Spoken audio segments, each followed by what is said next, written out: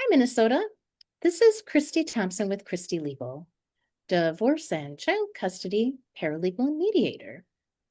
And every Monday during the lunchtime, I talk about divorce. And I also have a professional with me because there is more to divorcing than just the legal aspects. And today I have Dr. Asia King, a counseling psychologist, licensed professional clinical counselor, and holistic wellness professional for business organizations with me. And she's going to tell you all about herself and how she helps folks who are divorcing and after divorcing. So I'm going to give you a little information about the legal stuff. If you have any questions, either put them in the chat or Facebook message them to me or text them to me. And the same thing, if you have any questions for Dr. Asia when she's speaking. And of course, the information for both of us will be in the chat or in the chat afterward or in the post afterwards. And we would love to give you a free consultation. So to give you a little information on divorcing, the first thing you do during a divorce is divide the assets, and that would be the marital assets. A marital asset is something that was accrued or purchased during the marriage. So some non-marital assets would be the items that you owned before the marriage, but it would also be items that you were gifted during the marriage, or items that you inherited during the marriage. So examples of non-marital assets would be retirement fund money that was in the retirement fund before you married, a $20,000 gift that your parents or grandparents gave you for the down payment on the house. Those would be some examples. So with the marital assets, we're going to value them for a piece of real estate property. We're going to ask that either a real estate agent or an appraiser value the property. For businesses, I have access to business valuators. Or if it's a very simple business, I have a simple way that we could value the business if you both agree to do that. And then with automobiles, we use Kelley Blue Book. And if you have like expensive property that is what's called chattel property, or just things that are not a house or a car, and it's very valuable, I have someone who we can use to value that as well, if you folks can't agree on the value. So then after we value everything, then we put it in the marital assets spreadsheet, and we put, what each person owns in his or her or their column. And then we go from there and say, okay, does somebody have more than half the assets? And if they do have more than the assets, then we move money around like pieces to a puzzle. And we, work backwards. We say, what is each of your priority for keeping it from the marriage? Maybe somebody's priority is the house, somebody really wants the retirement funds, and then we work backwards from there. And so then after you folks have divided the assets, which, can take as little as 30 minutes or as much as multiple mediation sessions, then we move on to dividing the debts. And you divide debts according to ability to pay. And what that means is whoever earns more pays more. Because if you guys have $20,000 of debt and one of you is earning $20,000, we're not expecting that person to pay very much of that $20,000 of debt. Whereas, somebody who earns 50, 70, $100,000 a year has much greater ability to pay that debt. Please know that it doesn't matter who created that debt because you folks are married. Then, if you folks have children, then we go on to all the details of sharing the children, the parenting time schedule, is there going to be child support and how much? We use the calculator, or you folks could have an agreement as well. And all the details of the holidays, vacations, and all of the co-parenting plan. It's very important to have a good co-parenting plan now to avoid conflicts and ending up in court having to pay attorneys every couple of years. So I'm going to encourage you to have a really detailed co-parenting plan to avoid problems in the future. And so that's just, some of the legal stuff. And I don't see any questions anywhere. And so then, Dr. Asia, if you could tell us about yourself and then tell us how you help people while they are divorcing. Thank you so much.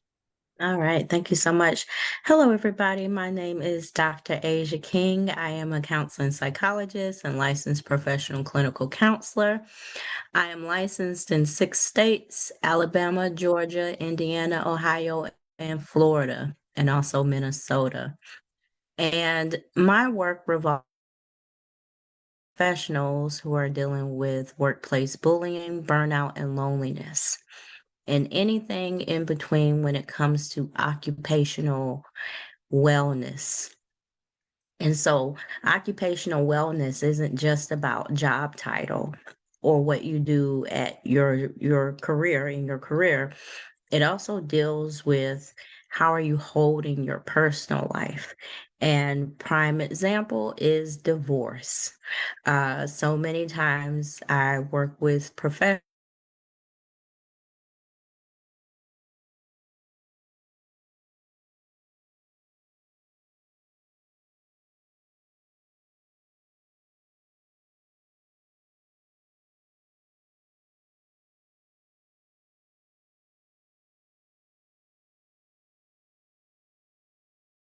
their personal life into their workspace. That's not true. Because if you are dealing with, somebody that you love, somebody that you share a life with, somebody that you share, as Christy has mentioned, assets with, there's a lot at stake here, especially if you are working and you are building a life for your family, or maybe you're the sole provider.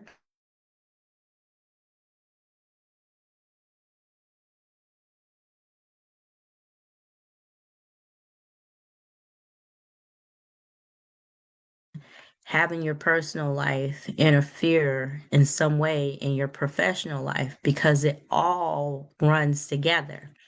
And so, what I help couples, or what I help married people figure out is, you know, where do you need to get help? How do you need to get support? Because oftentimes we find that you have these professionals that are going through this life turning event, because it is a major life event, divorce, and they're not speaking up. They're struggling in the silence because you're trying to keep faith that things are the same, whether that's for your team, for the organization, for the stakeholders. And in reality, you're personally and privately crumbling. Your mind is all over the place.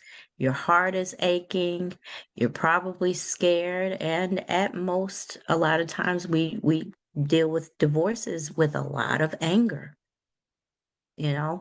And let's not even throw in the different caveats of if you have to move out the house, if there's custody battles with between your children, so forth and so on. So the advice today is, no matter where you are in your career, no matter how much title you may have, your emotions and how you feel about the process of divorce and breakup, it matters. You cannot hide it. You cannot keep it contained because, while you're at work, you're probably going back and forth in your mind about what's going to happen next. So my encouragement is reach out, get support, whether it's through your EAP program,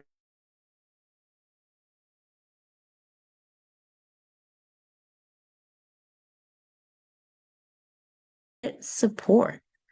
Divorce at any stage, whether you're at the beginning or you're 30 years in and now trying to find ways to separate, is never easy.